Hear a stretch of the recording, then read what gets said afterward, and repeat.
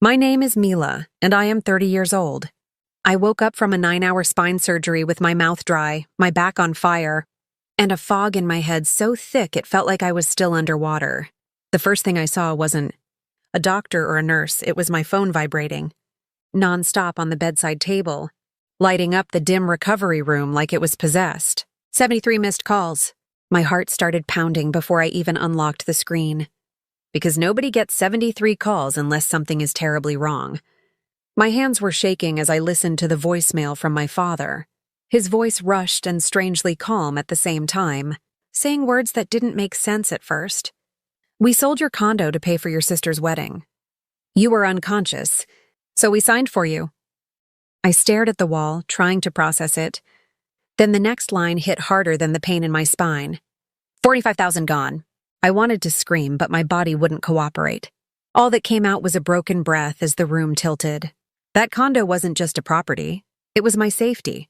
My proof that every overtime shift, every skipped vacation, every lonely night grinding forward had meant something.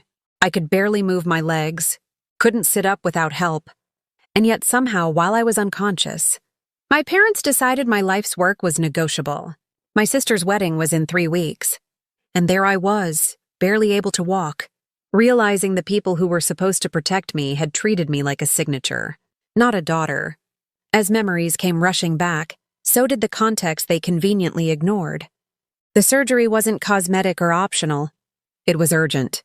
Months of nerve damage had finally caught up with me, and the doctor said if I waited any longer, I might not walk properly again. I remember my mother crying when I signed the hospital forms, my father squeezing my hand and promising, "Don't worry about anything. Focus on getting better." I trusted them. I handed over my phone before anesthesia, believing the world would still respect my boundaries while I was under. I was wrong. When the nurse asked if I wanted water, I asked instead if she could help me sit up so I could call my parents back. Every movement felt like glass grinding in my spine, but rage has a way of giving you strength you shouldn't have. My father answered on the first ring, relieved, almost cheerful, as if he'd been waiting for praise. He repeated it like it was good news, that the condo sale covered the wedding venue, the flowers, the guest list, the upgrades. When I asked how they could legally do that, he said, "We're family. You would have agreed." I realized then they didn't just take my money. They took my consent and rewrote it to suit themselves. The room felt smaller as he talked about my sister's dream day, how stressed everyone had been, how grateful I should be that my investment helped keep peace in the family. Peace. I was lying there with tubes in my arms, barely able to breathe through the pain, while my parents justified signing my name because it was convenient. I asked if they even waited for me to wake up. There was a pause, then my mother's voice slipped in, softer but no less sharp, saying they couldn't risk delays, that venues don't wait for recovery rooms. I hung up because if I didn't, I would have said something I couldn't take back. Tears came then, not the dramatic kind, but the quiet ones that soak into the pillow while your chest aches. I kept replaying the voicemail in my head. You were unconscious, so we signed for you. Like that made it reasonable. Like my body being cut open gave them permission to cut into my future. The next days passed in a blur of painkillers, physical therapy, and paperwork. A hospital social worker helped me request copies of the sale documents, and each page felt heavier than the last. My signature stared back at me, slightly off, rushed like a bad imitation. They didn't even try to hide it. Friends visited and told me to rest, to not stress. But how do you rest when the floor under your life has been sold out from under you? Every night when the ward got quiet, my mind went to dark places. How I'd pay for rehab. What would happen if complications kept me from working? Why my parents always chose my sister's happiness over my stability. I remembered birthdays forgotten, achievements minimized, sacrifices expected. This wasn't a one-time betrayal. It was a pattern that had finally cost $425,000.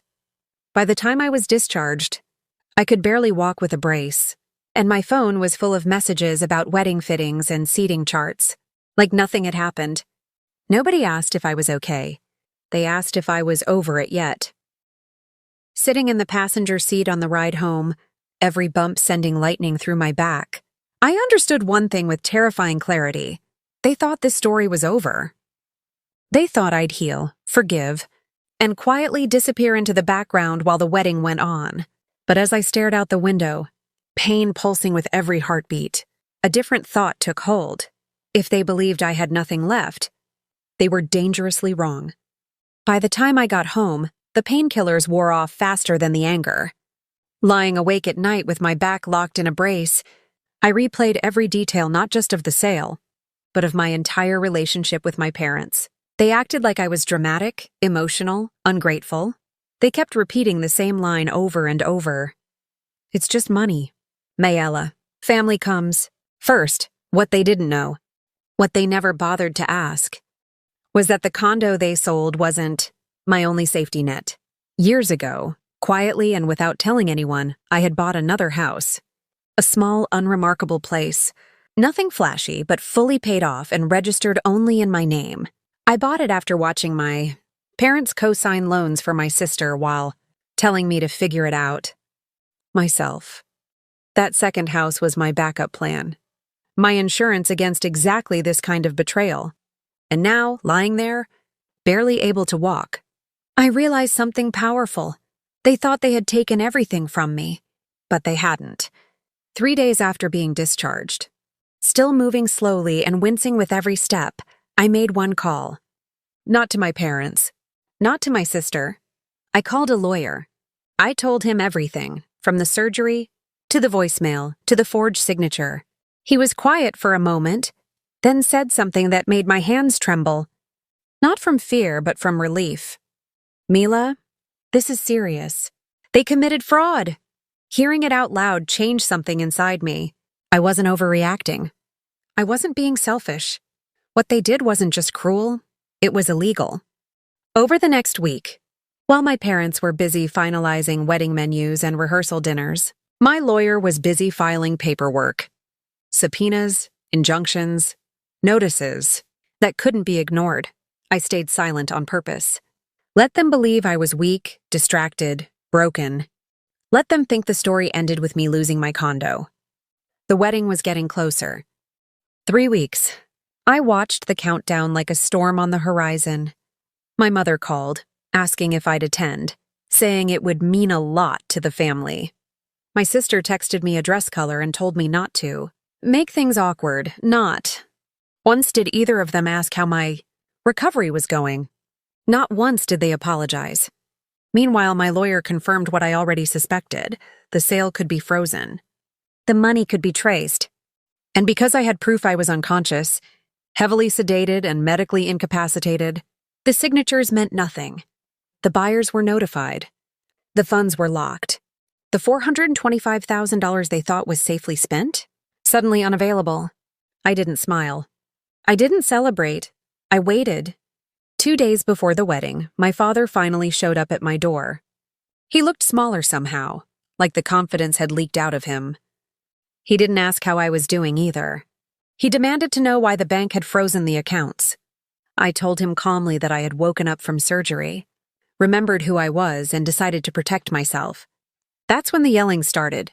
About embarrassment, about family reputation, about how I was ruining my sister's big day.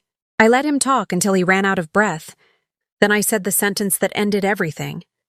You sold my condo while I was unconscious. You forged my name. I didn't consent. And now, you'll answer for it. He stared at me like he was seeing a stranger. Maybe he was. The next morning, chaos exploded. Vendors demanded payment. The venue threatened cancellation. Guests were already arriving. My sister called me screaming, crying, accusing me of jealousy and spite. I listened quietly, then reminded her that the wedding was funded by stolen money. I told her the truth, that while they were busy planning, I was barely learning how to walk again. That while they were celebrating love, I was recovering from a 9-hour spine surgery alone. She hung up on me. An hour later, my mother called, this time begging, apologizing, promising anything. But apologies after consequences aren't remorse, they're panic. The wedding didn't go the way anyone expected. Some vendors pulled out, others downgraded services. Whispers spread fast. By the time the ceremony happened, it was smaller, quieter, Stripped of the luxury my parents had bragged about. I didn't attend. I was at home, standing on my own 2 feet for the first time without assistance, holding documents that proved something more important than money. I owned my life. And when the legal process finished months later, the condo was returned to me. Titles restored. Records corrected. My parents faced penalties they never imagined. Not because I wanted revenge, but because actions have consequences. They never knew about my other house until it was too late. That knowledge was mine alone, and it stayed that way. What they took taught me a lesson they never will. Love that costs you your dignity isn't love at all. I didn't lose a condo. I lost illusions. And I gained something far stronger, clarity.